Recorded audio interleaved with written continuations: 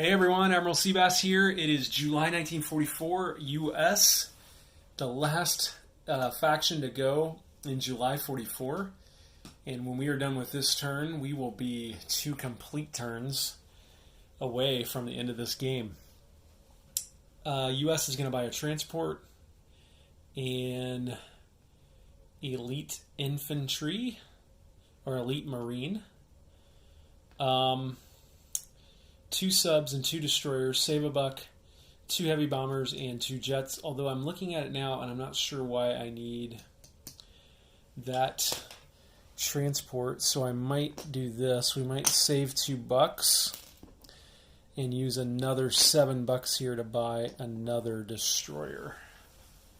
I think that would probably make more sense.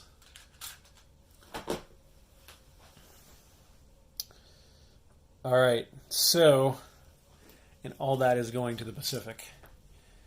But we're not quite done with the Mediterranean yet, although we're probably going to be pretty close. Okay, hang on just a minute.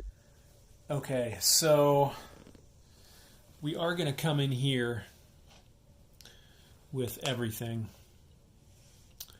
2 Marines, 3 infantry, 2 artillery against this 1 blocker here. And then we're going to try with the jet fighter and the tactical to take out these Italian boats right off of Cairo.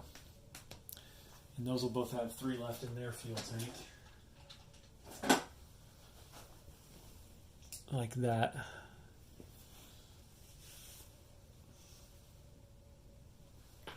And then we're going for the big one over here.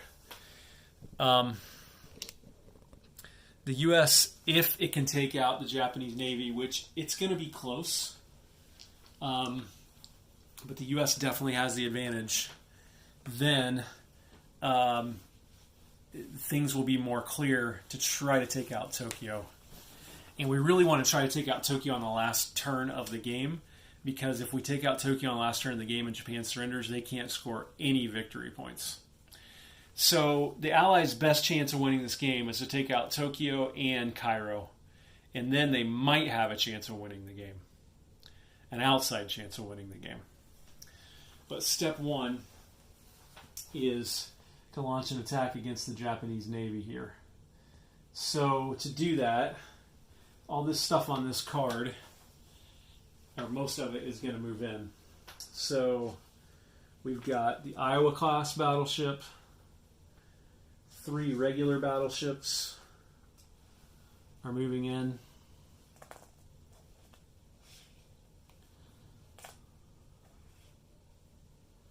You know what? Hang on.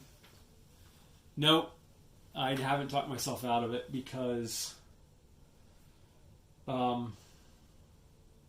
what I'm worried about is these surviving fighters attacking my surviving Navy next turn, but I'm not going to worry about that right now.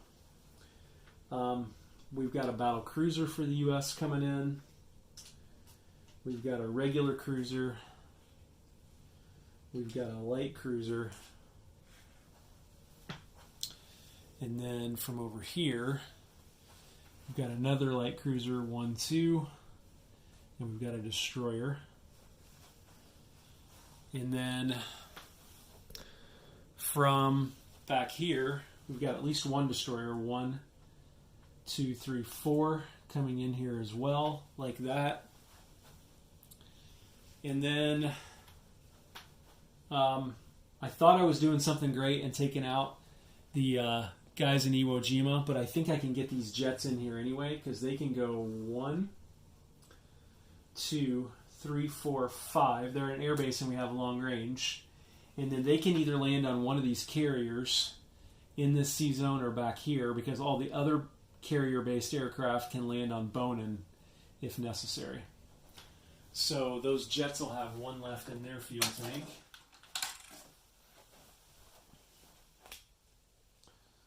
So we'll put them on a 1 fuel marker like that. And then on this card here, I've got a tactical and a fighter. They will both move in here. and they will both have 4 left on their fuel tank.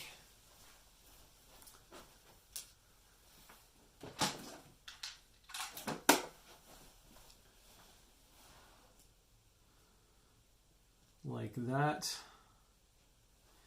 And then these 2 guys here both can get in there too. They can go 1, 2, 3 and have 2 left on their fuel tank, so they can both get back to Bonin as well if I need a place to land for those jets.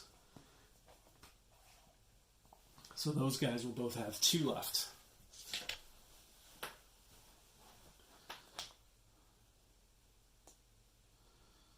Like that. Okay, not going to bring this guy in. And then what's going to happen here is this guy's going to come up here because I'm going to end up moving all my transports back to here, where they're out of range of the Japanese fighters. Then what we're going to do here is we're going to go ahead, even though it's a little speculative, we're going to take these 2 jets and these 2 heavy bombers into Tokyo and try to hit this major factory. Like that. So that is our combat moves for the U.S. Okay, so let's go back over here and do all this first. I'm not going to roll all this out, so let's go ahead and I'm not going to move it to the battle board, I am going to roll it out. So let's do the first strikes first, because if either one of them hit, then it's over. They both missed. That was double 12s, by the way. The 3 infantry, and 2 Marines are all at 2. So that's 5 at 2. I got a hit. So the Italian shoots back at 4 or less. He misses. So U.S. is rolling here. Let me see if I can get... No, I can't. I ordered more stuff. It should be here anytime. So there's U.S. up 1 more. And Italy down 1.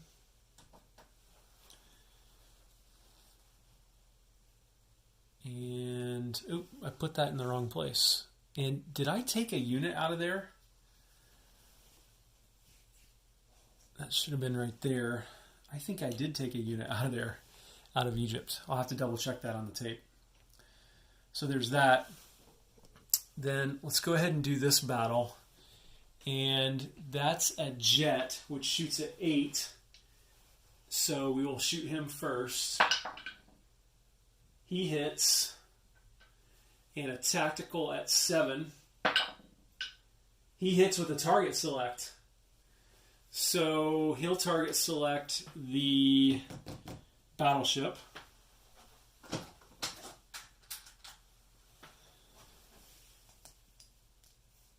And the destroyer will be lost. But the destroyer shoots back at 4. He misses. The battleship shoots back at 8. It hits, but barely. So U.S. will lose the tactical. So now we got 8 versus 8 here. U.S. shoots first. 8 or less with the jet. That was a hanger. Jet hits, and the damaged battleship actually shoots at 7. It misses. It misses. So, battleship is dead.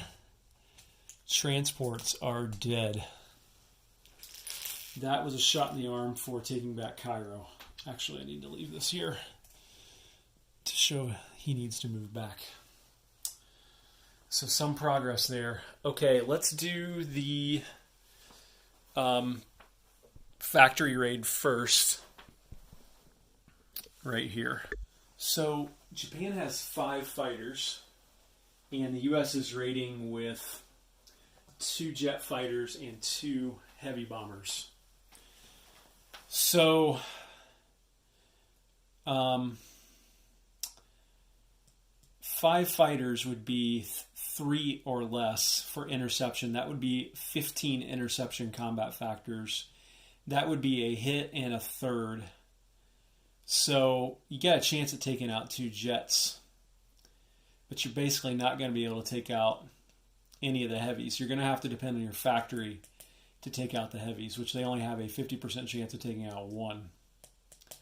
So the question is, do you scramble any? And the reason the U.S. has done this first is to not let the Japanese see what happens here before they decide what to do here. So, and you got more jets coming over or being placed as the U.S. But if you take out jets this turn, then they might not have as many, although if any of these aircraft survive this, they might be able to come back here to Bonin and support next turn. Plus, anything you scramble is subject to being hit too. These jets hit at 5 or less. The heavy bombers hit at 2 or less. So it'd basically be a straight up fight. I think because of how important this factory is, you scramble all of them. So that's 5 that Japan, 5 dice that Japan gets to roll. And anything at 3 or less will be a hit. This is a hanger, so I'm going to re-roll this one, and we've got 1 hit here. So we're going to re-roll the hanger, and that's a hit. So the U.S. will lose 2 of their jets.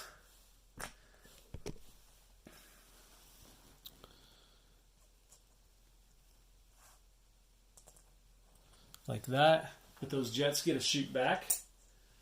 So the jets shoot back at 5 or less. That's 2 dice. At 5 or less. Oh, ouch. Nothing. The 2 heavy bombers shoot back at 2 or less. Ouch. Okay, now the heavy bombers are onto the factory. The factory gets to shoot 2 dice at 3 or less against the heavy bombers. Oh, and they miss. They miss. So now, let me check something. 2 heavy strategics will be 6d6 of damage against this factory. This could be big, everybody. Super big. I mean, you think if they roll bad, they're going to do $6 of damage. If they roll good, they'll do $20 of damage, which is the max they can do. So 6d6. Not super great, but that's 10, 15, $19 of damage that the U.S. just did to that factory. That is expensive. So I will grab a bunch of damage markers. So I've got a 10. And I've got a 2, another 2, and I'll need to find a 5. This could be a huge swing here in this game for the U.S. So there's 10, 15, 17, and $19 of damage that the U.S. just did to the Tokyo factory. All right, let's move this bad boy to the battle board. This will be the best naval battle of the game by far. So I'll move this one over and be back. Check out the naval battle of Iwo Jima. Wow. Look at that. It looks fairly even, other than there's two obvious ways the U.S. have an advantage. The first is in aircraft, both number and quality, and the second is the light cruisers, which could winnow those down even more. So we're going to start here with the light cruisers, and there's 4 Japanese aircraft. So they would get, since there's standard AA guns on board these light cruisers, they could get up to 6 shots, but since there's only 4 Japanese aircraft, they'll only get 4. So that's how we will start this game, is the 4 anti-aircraft shots from the light cruisers. There's 2 hits. 2 hits. And he will take that. So The Japanese will choose to lose one of the fighters and one of the tacticals. Okay. So then the destroyers will shoot at 4 or less. There's one more hit. The 2 light cruisers get a shoot now normally at 5 or less. No hits. The cruiser at 6 or less, that misses. 2 fighters, I'll go ahead and roll the 2 fighters in green and the two normal fighters in green and the jet fighters in red. So normal fighters in green, jet fighters in red, air superiority. 1, 2, 3 hits, air superiority. So they have to take 2 more from their fighters. The normal hit stays there. Battle cruiser, 7 or less. That's a hit. 2 tacticals, 7 or less. Both target selected hits. And we will target select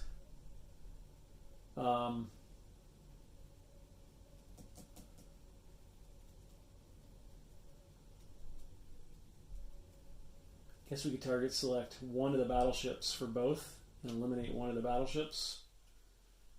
Let's do that. So those have been taken. Now, speaking of battleships, 3 battleships at 8 or less. That's 2 more hits. Last but not least, Iowa-class battleship at 9 or less. That's also a hit. So that's 5 more hits. So we will damage the carriers.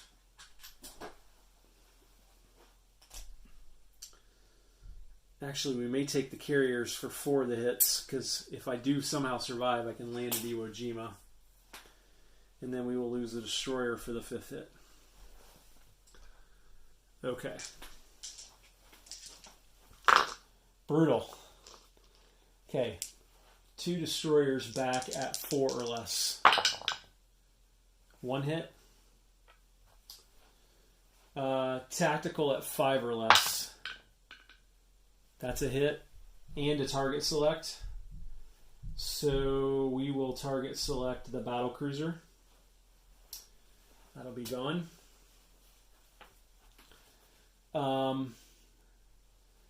3 fighters at 6 or less air superiority.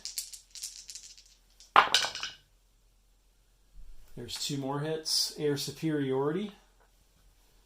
So the U.S. will choose both of the fighters as those hits. 2 regular cruisers at 6 or less. Ooh, 2 more hits. 2 battle cruisers at 7 or less. 1 target selected hit and 1 miss.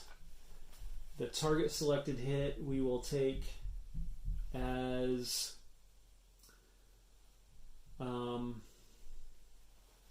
guess we'll damage one of the one of the regular battleships. So he'll move down to 7.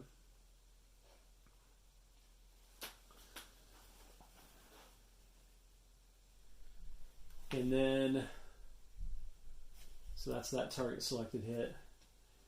3 battleships at 8 or less. There's 3 more hits. 1, 2, 3. And a Yamato class at 9 or less.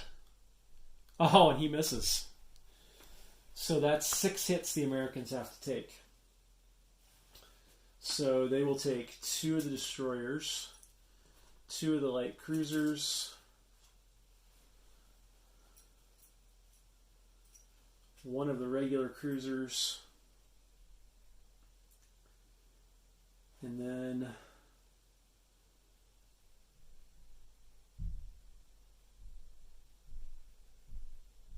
they will damage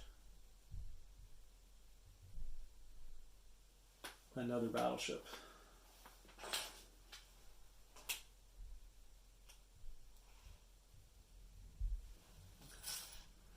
Like that.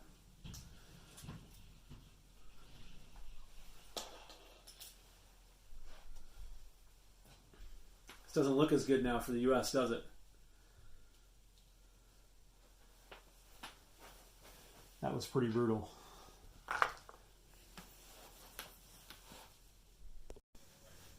So I forgot to do something. I forgot to roll for these fleet carriers in defense. So 2 or less for them. Oh my gosh, they both hit. Okay, so this is a disaster for the U.S. We'll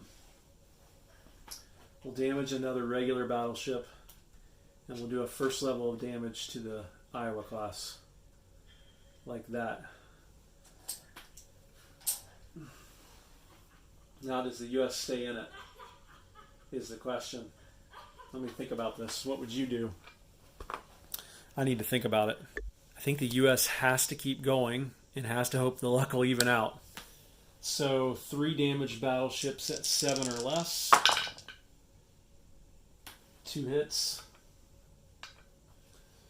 2 tacticals at 7 or less. Oh my gosh, both miss. And 2 jets and an Iowa class at 8 or less. There's 2 more hits. So it's 4 hits total, so that's 1. Oh wait, will we damage something?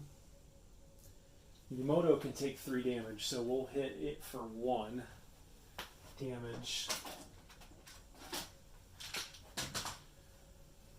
For 1, and it'll come down, it'll eventually come down to 8. So that's 1 of the hits. And then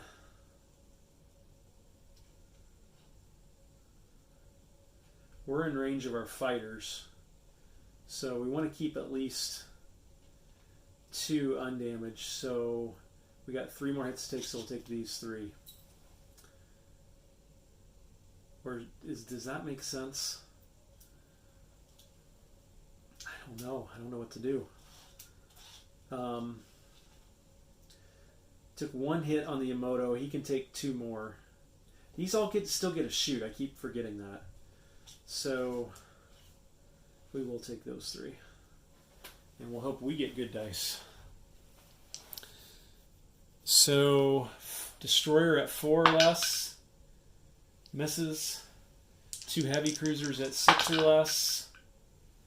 Both hit. 2 battle cruisers at 7 or less. 1 miss, 1 target select. 2 battleships at 8 or less. 2 more hits. 1 Yamamoto at 9. He also hits. Brutal. So that's 1, 2, 3, 4, 5, 6. One of them's a target select. For the target select, we'll take out the Iowa class. Now the U.S. has to take 5 more hits. And we'll take these 3. And we have to take 2 more.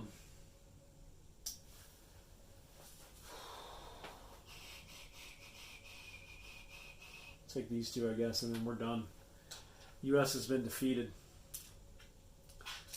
U.S. has been defeated in the naval battle of Iwo Jima. Okay, man, that was brutal. So This fleet card right here has this stuff right here on it. So, make sure you can see that. Yeah, you can. These 2 jet fighters will go back and land on this carrier like this.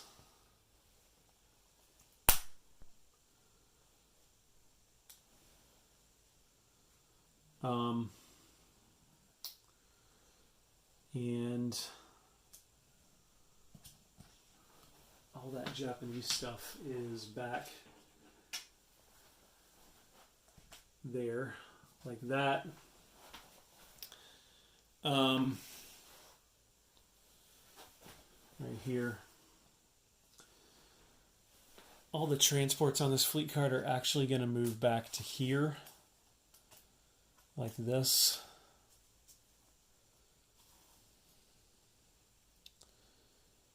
And the Japanese actually have tons of transports in the water. So you know what? I think actually the U.S. So I'm going to take this, put this down here like that. I think the U.S. has got to bug out of Bonin. I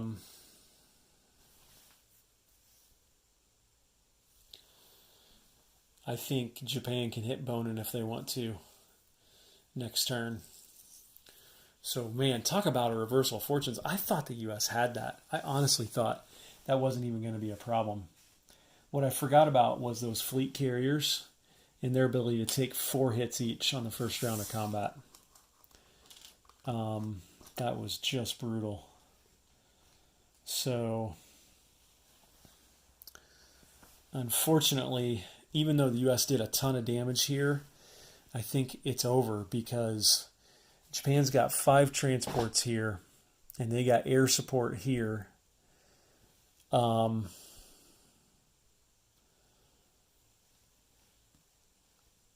the U.S. has got some stuff in behind, but not nearly enough. So you know what? We're going to... What have I got? 1, 2, 3, 4 units here, and I've got 5 transports. I've got... we'll pull back the elite Marines back to here, but we'll leave the rest here to defend Bonin. And these 2 heavy bombers that have done their damage have got to come back here to Bonin as well. So Bonin is ripe for a Japanese amphib next turn.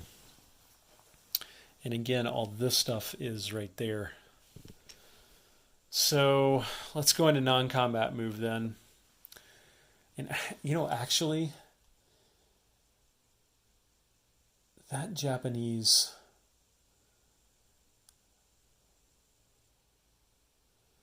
The capital ships actually can't get...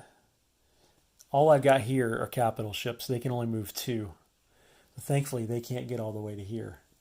This guy can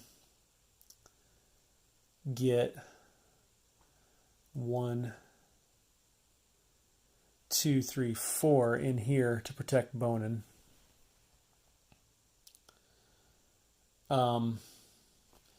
This guy needs to stay here. He can't move. But this guy could come up.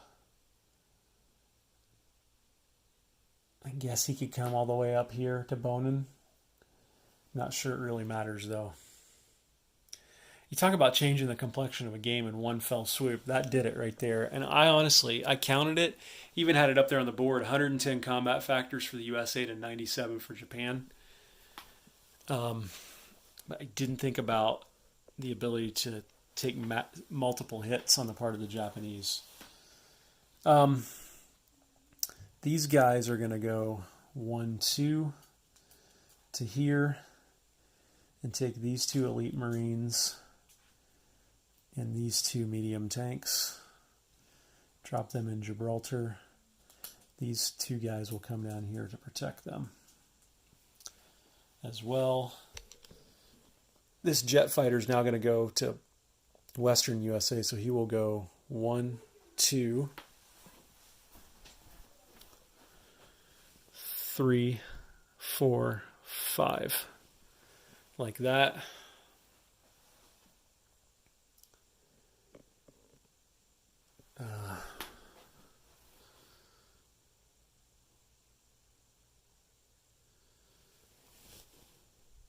This guy will land in Malta. Like that. And that's it. Okay, let's place units. Make sure I'm still recording here. I am. So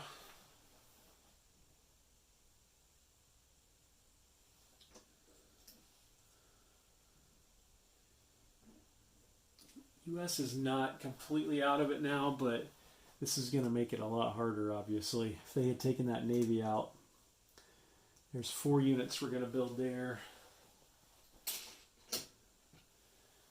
The 5th will be another elite Marine, which I will put under here. And thankfully, we built a bunch of Navy, which is exactly why we did that. So we've got, I think, 2 destroyers and 3 subs. So if we can get that stuff over quickly, we might be able to. I think Tokyo's out of the question now. I just don't know how you're going to get into Tokyo now with basically no significant surface navy, and you've got 2 capital ships, and Japan has 3 capital ships.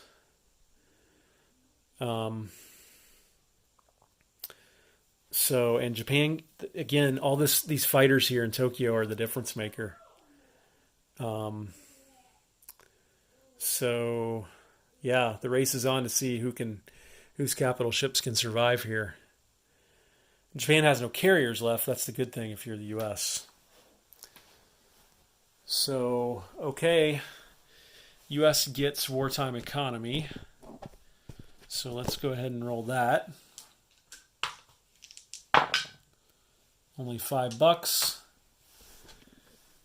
They save 2, and they get 5 in wartime economy. So we start with 7, base income of 68, bonuses of 12, so that's another $80. So the U.S. will have $87 to spend in January 1945. This is Admiral Seabass signing off.